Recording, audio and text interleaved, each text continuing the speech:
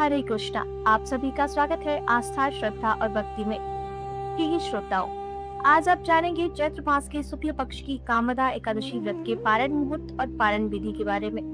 इस वीडियो में आप जानेंगे हरिवासर का समय कब समाप्त होगा और इस बार की एकादशी का विशेष भोग क्या है, जिसे आपको भगवान को अर्पित करके स्वयं व्रत का पालन भी उसी विशेष भोग से करना चाहिए।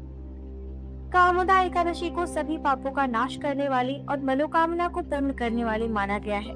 शास्त्रों में कहा गया है कि इस दिन किया गया व्रत असंख्य यज्ञों के समान पुण्य प्रदान करता है।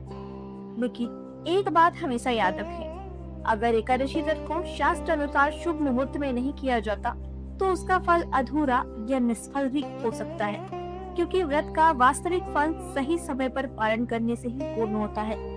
अब जान दीजिए एकादशी व्रत के पारण के मुहूर्त के बारे में।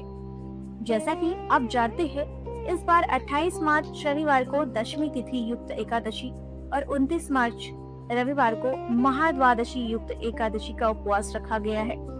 एकादशी तिथि 28 मार्च शनिवार को सुबह 8:47 से लेकर 29 मार्च रविवार की सुबह 7:46 तक है और द्वादशी तिथि 29 मार्च रविवार को सुबह 7:47 से प्रारंभ होकर 30 मार्च सोमवार को सुबह 7:09 तक रहेगी। इसके बाद त्रयोदशी तिथि प्रारंभ होगी। 29 मार्च रविवार को ब्रह्म मुहूर्त सुबह 4:49 से 5:37 तक रहेगा। सूर्योदय सुबह 6:26 पर होगा। सूर्यास्त शाम 6:37 पर होगा। प्रातः काल पूजा मुहूर्त सुबह 5:05 से 6:15 तक रहेगा।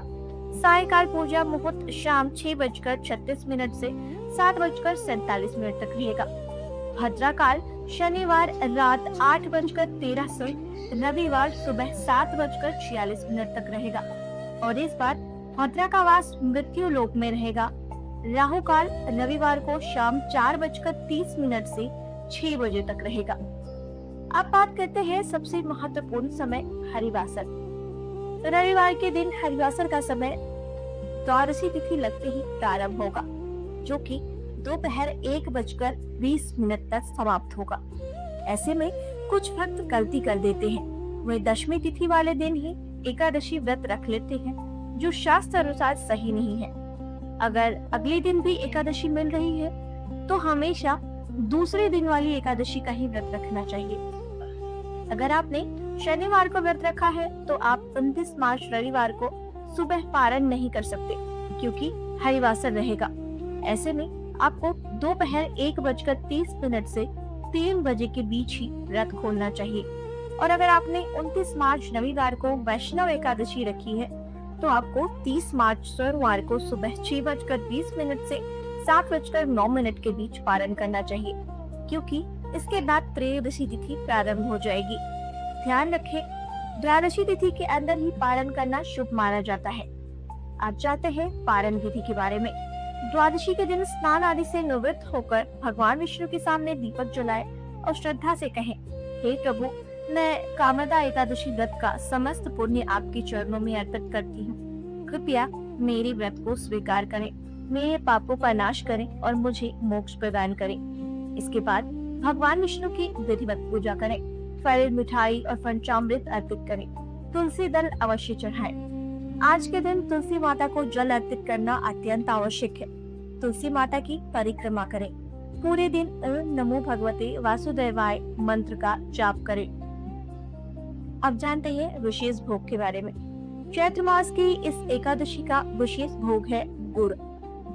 जी हाँ, भगवान विष्णु को गुड़ का भोग गिराएं और गुड़ से ही व्रत का पारण करें।